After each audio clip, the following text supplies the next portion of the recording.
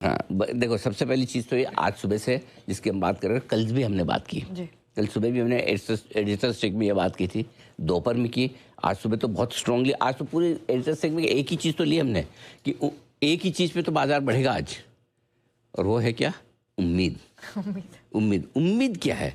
बाजार को उम्मीद ये है कि सरकार कुछ और बड़ा एक्शन, कुछ और बड़े कदम उठाने की तैयारी में, इसी वजह से तूफानी तेजी हो रही है बाजार में। तो पहला जो शब्द है और पहला जो वाक्य है वो है उम्मीद। जी। उम्मीद क्या है? ऐसा कुछ किया जाए जिससे रुपया मजबूत हो जाए और डॉलर का देश से बाहर जाना कम हो जाए, तो अपना काम हो जाए। एक तो मजबूत रुपया और एक कम डॉलर, करेक्ट। Double impact. अब होता क्या है कि आमतौर पर कोई भी सरकार हो, कोई भी देश हो, रिफॉर्म्स और बड़े काम तभी होते हैं जब देश, इकोनॉमी, बिजनेस संकट में हो, मुश्किल समय में हो, तभी होते हैं। अब ऐसे मुश्किल समय में किस तरह के कदम उठाए जा सकते हैं, इसमें आपका मेरा अनुमान अलग हो सकता है, अंश का कुछ अलग हो सकता है, सबका अपना अपना हो सकता है कि ये होगा वो होगा, but talk of the town है। आप चाय की दुकान पे, आप जो लोग स्मोक करते हैं वो, या फिर जो लोग क्या कहते हैं शाम को ऐसे बैठते हैं वो, या फिर घूमते फिरते, टॉक ऑफ द टाउन है कि भाई क्या आने वाला है, क्या होगा?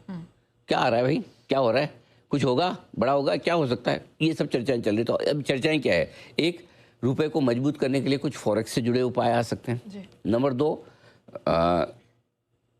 जो 2.5 लाख डॉलर की लिमिट है बाहर एलआरएस में, उसको कम कर दिया जाए या कुछ समय के लिए रोक दिया जाए। एफआईएस की बिकवाली जो तीसरा बड़ा कारण है, पहला क्रूड, दूसरा गोल्ड, दोनों अटैक किए हैं। तीसरा एफआईएस की बिकवाली रोकने के लिए एसटीटी या कैपिटल गेन टैक्स एफआईएस के लिए कम कर ले, सबके लिए कर दे तो और अच्छा। विदेशी निवेश भारत में ज़्यादा आए, जैसे कि अभी वो फॉरेनर्स बॉन्ड की बात हुई, ज़्यादा डॉलर अंदर आए, उसके लिए कुछ किया जाए। विदेशी सामान के इंपोर्ट पे, विदेशी यात्राओं पे थोड़ा टैक्स बढ़ा दिया जाए ताकि जिसको जरूरी है वही जाए। अमेरिका चीन की मीटिंग से भी तो कुछ पॉजिटिव आने की उम्मीद है। देखो आ भी गया, अभी जब मैंने लिखा तब तो हॉर्मुज़ का आया नहीं था। तो ये सारी चीज़ें हैं जो कुछ कुछ पॉजिटिव हैं, जिनके दम पर बाजार में एक्शन तेजी का बनता दिख रहा है। ओके, ठीक है। ये तो सारे फैक्टर्स हो गए जिसकी वजह से लग रहा है कुछ उम्मीद बन रही है, लेकिन अब मेरे लिए लेवल्स कौन से इंपॉर्टेंट है? क्योंकि आज हम जिन लेवल्स की बात कर रहे थे, जिन रेजिस्टेंसेस की बात कर रहे थे, उसको पार करके निफ्टी भागता हुआ नजर आया। Now what? देखिए 23,425, 23,575 अब आपके लिए निफ्टी पर है सपोर्ट जोन। ओके। 23,425, 23,575, 150 पॉइंट की रेंज रहेगी मजबूत सपोर्ट। और बैंक निफ्टी पर 53,200, 53,550 है मजबूत सपोर्ट। अब ऊपर की तरफ 23,800, 23,950 की रेंज में आएगी थोड़ी प्रॉफिट बुकिंग। पहले 23,800 छोटी रुकावट तो है, 800, 815 जहाँ से हम गिरे थे ने एक ब्रेकडाउन दिया था, एक बार तो इसकी इज्जत रखने के लिए वहाँ रुकना चाहिए, ठीक है।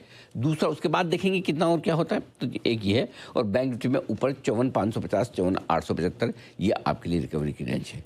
और आज रिकवरी बनेगी, इसका अंदाजा सुबह दे दिया था हमने।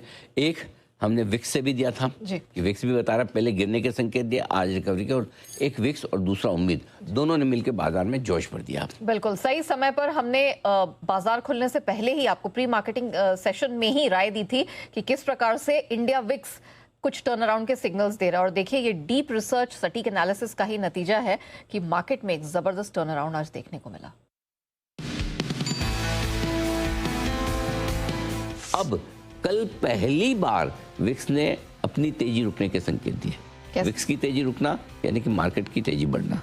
अब आपको क्या संकेत लेना है? जब तक 20.20 के ऊपर विक्स बंद ना हो, तब तक एक रिकवरी का चांस बनेगा। विक्स में बड़ी तेजी 20.20 के ऊपर बंद होने पर ही होगी और तभी मार्केट नई गिरावट दिखाएगा। तो विक्स ने जो 4 दिन पहले आपको 5 दिन पहले गिरावट के संकेत दिए थे, जो हमने एकदम सही वक्त पर पकड़े, अब विक्स आपको रिकवरी के संकेत दे रहा है। देख लीजिए, ये आपके सामने 23,465, ये सबसे बढ़िया जगह खुलने के लिए। उनको आराम से खरीदना है, वो देखे कि भाई एफआईएस बेचने आ रहे नहीं आ रहे बाद में, तो वो 23,350, 23,425 की रेंज में खरीदिएगा। सिंपल चीज़ है, मेरा ये मानना है कि सिंपल ये है।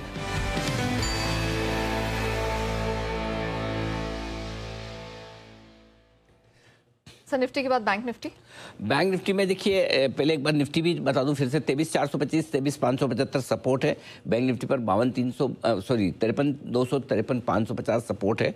ऊपर में 23,800, 23,950 निफ्टी की रुकावट की रेंज है। तो बैंक निफ्टी पर 54,550, 54,875 ऊपरी रेंज है।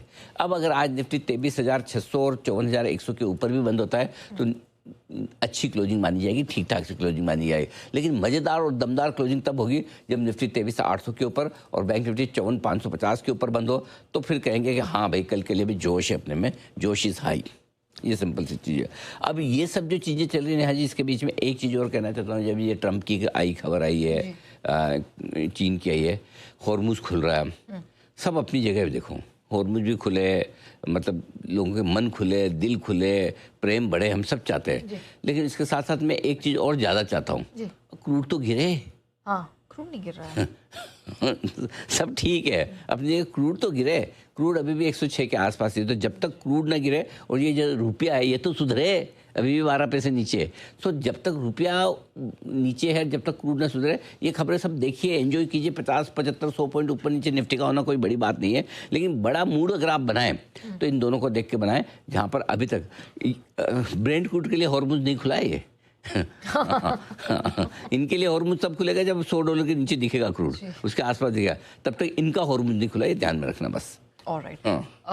मेरा काम अलर्ट करेंगे। देखो मैं तेजी में जब 24,200 24,400 सब गर्म हो रहे थे तब अलर्ट किया।